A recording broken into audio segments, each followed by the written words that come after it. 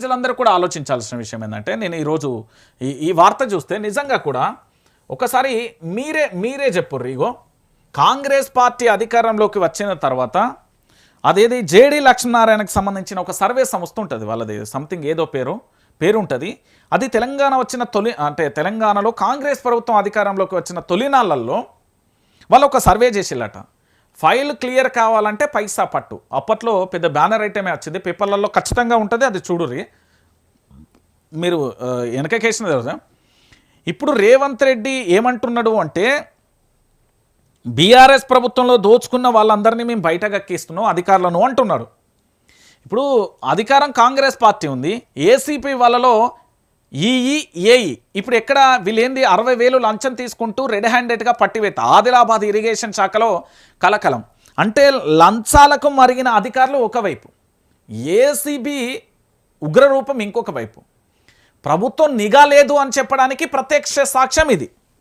అంటే రేవంత్ పరిపాలనలో లంచాలకు అధికారులు ఎట్లా మరిగిర్రు అని చెప్పడానికి ఇవి ఉదాహరణలు. అంటే 1,000 కోట్లు కానీ 100 కోట్లు కానీ లక్షలలో కానీ వేలల్లో కానీ లంచాలకు మరిగిన ఈ వ్యక్తులను చూస్తే మీరేమంటారో ఆలోచించారు. అంటే ఇది కాంగ్రెస్ పార్టీలనే కదా డిమాండ్ చేసేది, వీళ్ళ ప్రభుత్వం అధికారంలో ఉన్నప్పుడే కదా. వీళ్ళు ఇద్దరు అధికారులు, ఈయన ఆయన ఏఈ, వీళ్ళు ఏం చేసిల్లంటే అక్కడ 60,000 రూపాయలు లంచం అడిగిరట. ఇది ఆదిలాబాద్ ఇరిగేషన్ శాఖకు సంబంధించిన పంచాయతీ. మొన్నటికి మొన్న వచ్చిన వ్యక్తులైనా అంతకుముందు వ్యక్తులైనా ఎవరైనా కూడా అంటే జేడీ లక్ష్మీనారాయణకు సంబంధించిన ఫౌండేషన్ చేసిన సర్వే ఎక్కడైనా ఫైల్ క్లియర్ కావాలంటే లంచం ఇవ్వాల్సిందే, అంటే పైసా ఇవ్వాల్సిందే అని వాళ్ళు చెప్పిళ్ళు. ఇక్కడ రియాలిటీ రేవంత్ సర్కార్ ప్రభుత్వంలో జరుగుతున్న విధానాన్ని చూస్తే కూడా నిజమే అనిపిస్తున్నది.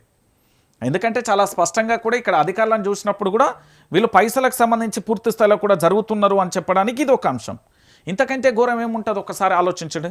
కాంగ్రెస్ ప్రభుత్వం అధికారంలోకి వచ్చిన తర్వాత వాళ్ళ పార్టీకి సంబంధించిన నేతలు స్వయంగా ఓ సందర్భంలో వాళ్ళు చర్చించుకుంటున్న సందర్భంలో అక్కడికి నేను వెళ్ళినప్పుడు ఎన్న మాట ఏంటంటే పైసీ అంది ఎవరు పనిచేస్తలేరు సార్ అనే పరిస్థితి వచ్చింది. అంటే మీరు ఒకసారి ఆలోచించండి. ఇక ఇంతకంటే ఘోరం ఇంతకంటే దుర్మార్గం ఇంకేమన్నా ఉంటుందా?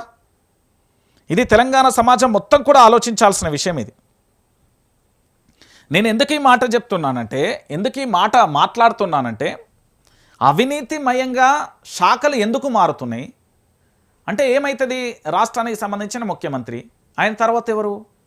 మీరు ఇట్లా పోకురి, డిప్యూటీ సీఎం ఉంటారు, మంత్రులు ఉంటారు, ఎమ్మెల్సీలు ఉంటారు, ఎమ్మెల్యేలు ఉంటారు, కేబినెట్ ర్యాంక్ ఉంటుంది, దాంతోపాటు మంత్రి హోదా కల్పించిన వ్యక్తులు. ఇవన్నీ కాదు ముచ్చట్లు బంద్ చేయాల్సింది మనం. తెలంగాణ సీఎంఓ ఉంటాడు, ఆయన కింద ఆఫీసర్స్ ఉంటారు, వాళ్ళందరూ ఏం చేస్తున్నారు అంటున్నా. ఈరోజు ఏసీపీ వాళ్ళలో ఇక్కడ మనం పేపరే చూస్తున్నాం, వీళ్ళు ఈరోజు 60,000 ఇక్కడే డిమాండ్ చేస్తున్నారు కావచ్చు. వీళ్ళ ఇరిగేషన్ శాఖలో ఇంకెన్ని వేల కోట్ల అవినీతి జరుగుతుందో ఎవరికి తెలుసు? అది కూడా మనకు తెలవాల్సిన అవసరం ఉంటుంది కదా. ఇప్పుడు నేను ఇంకొక విషయం ఏంటంటే, ఈ మన ఆరోగ్య శాఖ మంత్రి ఉన్నారు కదా Damodara Rajanarasimha, I'm really very sorry to say. ఎందుకంటే ఆయన ఒక దళిత బిడ్డ అయి ఉండి ఈ తెలంగాణ సమాజానికి న్యాయం చేయాల్సిన బిడ్డ, పోరాటం చేయాల్సిన విషయంలో అంబేద్కర్ వారసత్వం పునికిపుచ్చుకొని ఎంత అద్భుతంగా చేయొచ్చు. దవాఖానాలను ప్రైవేట్ ఆసుపత్రులు ధీటుగా పనిచేయచ్చు, కానీ ఇన్ టైంలో ప్రభుత్వ డాక్టర్లే ఆ దవాఖానకు వస్తలేరు. కాదంటే మీకు సజీవ సాక్ష్యం చూపెడితే తినుర్రి. ఇదేంది వాళ్ళ పత్రిక, మీకు ఇది కూడా చూపెడతా. ఎందుకంటే మళ్ళీ ఇది ఇగో చూసిర్రా, వాళ్ళకి దగ్గరగా ఉంటుంది ఇది. ఓకే, చాలా క్లారిటీ కదా.